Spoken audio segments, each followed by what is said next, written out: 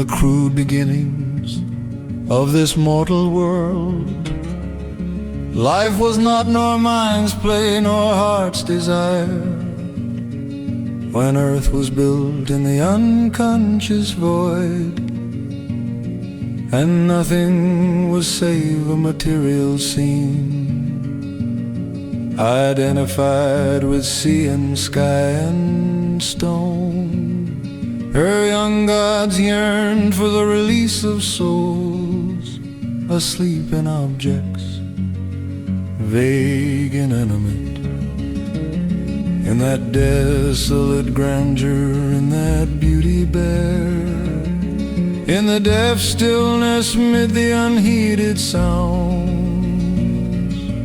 Heavy was the uncommunicated load of Godhead in a world that had no needs, for none was there to feel or to receive. This solid mass which brook no throb of sense could not contain their vast creative urge, immersed no more in matter's harmony.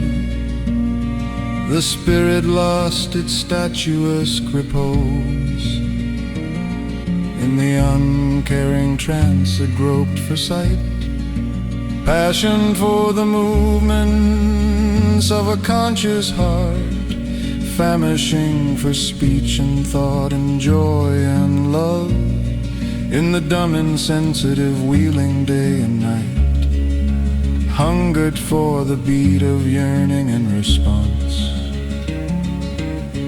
The poised in conscience shaken with a touch, the intuitive silence trembling with a name, they cried to life to invade the senseless mold, and in brute forms awake divinity.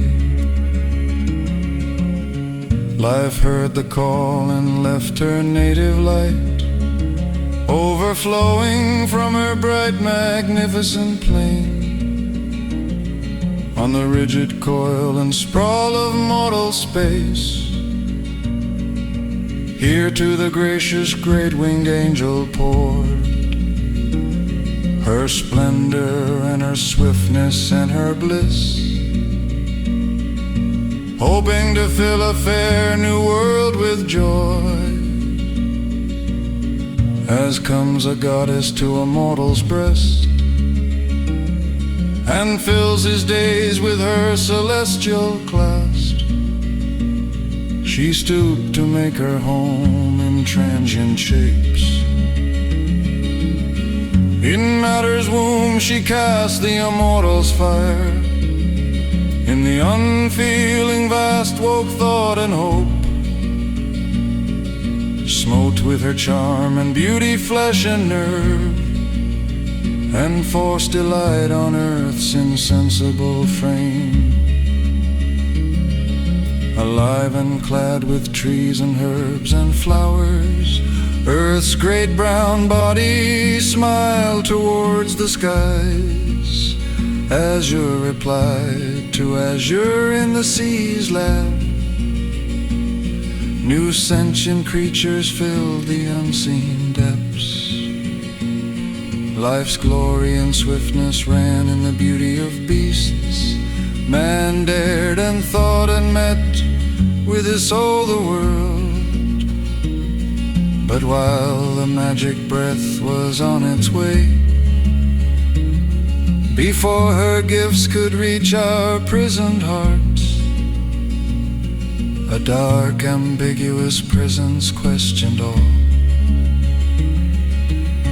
The secret will that robes itself with night, and offers to spirit the ordeal of the flesh, imposed a mystic mask of death and pain.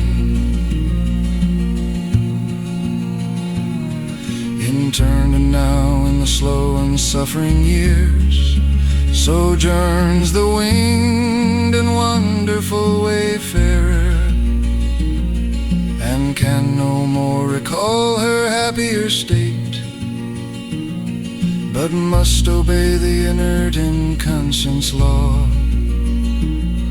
insensible foundation of a world in which blind limits are on beauty laid, and sorrow and joy as struggling comrades live. A dim and dreadful muteness fell on her. Abolished was her subtle mighty spirit, and slain her boon of child God happiness, and all her glory into littleness turned, and all her sweetness into a maimed desire. To feed death with her works is here life's doom. So veiled was her immortality that she seemed, inflicting consciousness on unconscious things, an episode in an eternal death, a myth of being that must forever cease.